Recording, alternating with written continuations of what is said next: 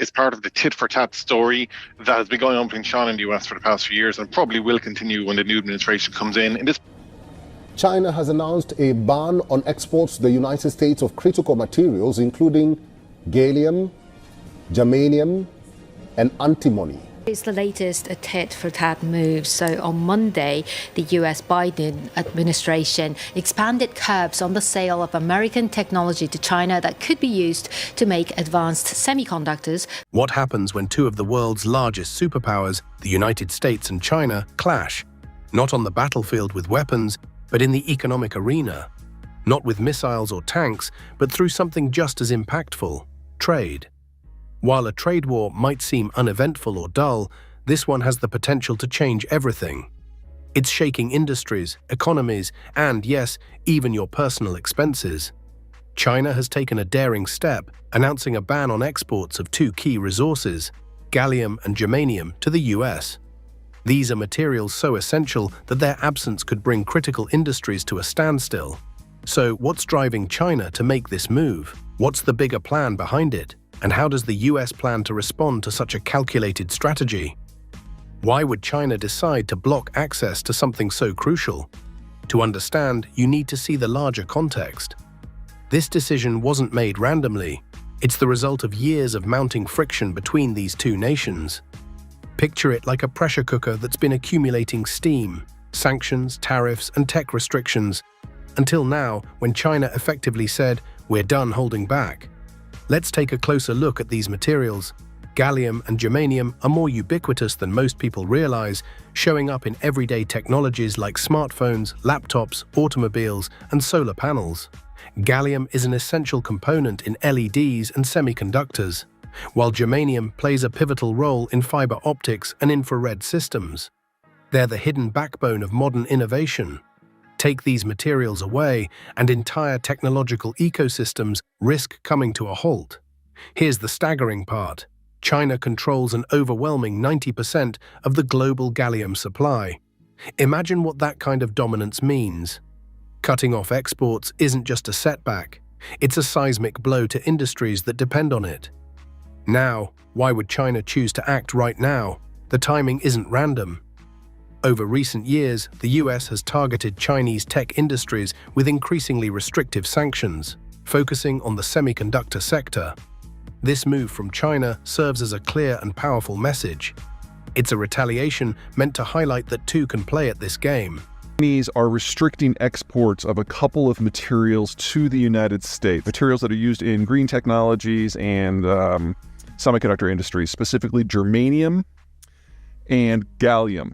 Now, for those of you who've been following me for a while, you know that when it comes to things like rare earths, I'm really not concerned, because all we have to do is kind of turn on the processing capacity that we've already built, and then within a few months, the Chinese supplies don't matter at all. This doesn't fall into that category. Gallium and germanium are not rare earths. They're co-produced with other ores, so it's not that the extraction is particularly difficult, but this is something where we would have to build up the processing capacity first before we can get around this being a problem. Before we go any further, we'd appreciate it if you like this video and share it with others. Don't forget to subscribe to our channel for more insights on global power dynamics. Now, back to the topic. China's bold decision to halt exports is more than a message to the US. It's a signal to the entire world. By limiting the supply of essential materials, China is asserting that its role in the global tech landscape is indispensable. It's telling the world, we're not just a production line for your gadgets. We're the keystone of global technology. And this move is working. But what about the United States?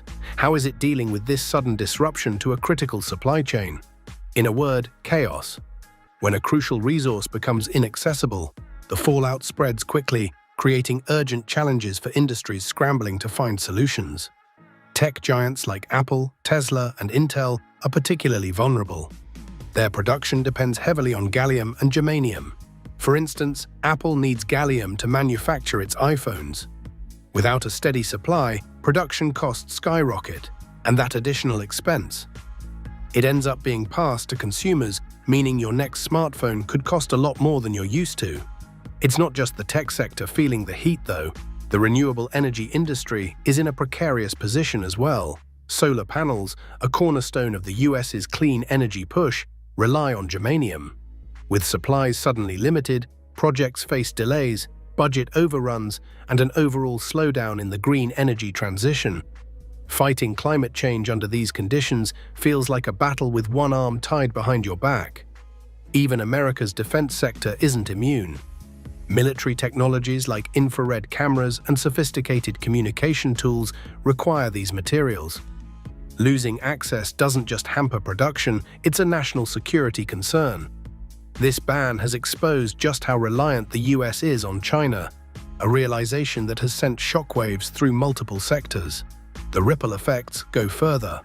While major corporations scramble, smaller businesses reliant on stable material costs find themselves in crisis. Rising prices work their way through supply chains, affecting everyone from manufacturers to end consumers. While the US is reacting to this disruption, China is already several steps ahead. Their strategy is calculated and multi-layered. The ban isn't just a retaliation, it's part of a broader, long-term plan to solidify their global standing. For years, China has worked to reduce its dependence on the United States, and they've approached this goal in two significant ways: by strengthening international trade partnerships and advancing domestic innovation, material processing capabilities, and explore substitutes for rare resources like gallium and germanium. It's as though China has spent years constructing a fortified position from which it can comfortably manage any global trade disruptions. What's particularly clever is that this move doesn't just challenge the US, it also makes other nations cautious about antagonizing China. The message is clear: our contributions to global technology are indispensable. As China fortifies its position, the US is left exploring its options. One idea is to ramp up domestic mining operations, but that's easier said than done. Opening new mines is an expensive, time-consuming process mired in environmental and legal complications. It could take years, even decades, to develop alternative supply chains domestically. Another approach is to rely more on international allies like Australia, Canada, and South American nations. But replacing China's dominance in these supply chains won't happen overnight. It's like trying to rebuild a vital system while dealing with immediate, urgent demands. It's a really great point you make, and I think you have seen a lot of countries, not just the US, but China, some of these other nations move away from that global perspective and more towards what we like to call a protectionist mindset. Now, President-elect Trump refers to that as America first, make America great again, protecting domestic industries. And we're not alone in this, right? I mean, China is doing that same thing of, if you're not going to give us this, we're not going to give you that. And ultimately, it's messy, costly, and inefficient. There's also hope in innovation.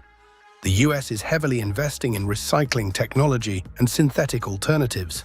Success here could eventually eliminate reliance on mined resources altogether. But as promising as this sounds, these breakthroughs are still years away, while the need is immediate. Politically, the US is turning to alliances like the Quad, a coalition with Japan, India, and Australia, aiming to counterbalance China's growing influence in the Indo-Pacific. However, whether such alliances can match the global scale and speed of China's Belt and Road Initiative remains to be seen. This isn't simply a battle over materials, it's a high-stakes contest for global power and influence. And it's forcing the rest of the world to pick sides. Some nations are gravitating toward China, drawn by its investments and growing economic reach, while others stick with the US in hopes of maintaining the Western-dominated global order. For countries caught in between, the choice is fraught with risks. Aligning with one side often means losing out on opportunities with the other. Even major global institutions like the WTO are feeling the strain. Can they adapt to this shifting landscape, or are we moving toward a fragmented global economy? Here's the reality: the standoff between the US and China is more than just a trade dispute. It's a collision of strategies reshaping industries, international relations, and the very fabric of the global economy. What comes next? Will cooler heads prevail, or are we on the brink of a prolonged economic Cold War? This is only the beginning of a major global transformation, and the consequences will unfold for years to come. We'd love to hear your thoughts.